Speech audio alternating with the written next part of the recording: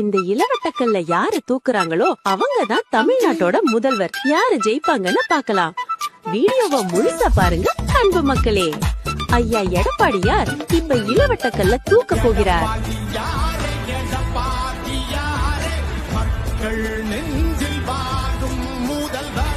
அடுத்தது IPS அண்ணாமலை உடல் வலிமை உள்ளவர், தூக்கி விடுவார் என்று நினைக்கிறேன்.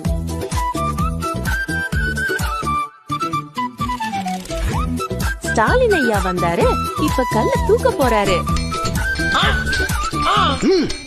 ஐயோ பாவம், மண்ண கம்பிட்டாரு. இதோ வந்துட்டார் சீமான். சிங்கம் களை இறங்கிருச்சு. வட்ட வட்ட பாறையிலே தூக்குவாரா என்று பார்ப்போம். பாவம், ஆமைக்கு வயதாகிவிட்டது. இதோ ஒரிஜினல் தளபதி வந்துவிட்டார். தூக்குவாரா என்று பார்ப்போம்.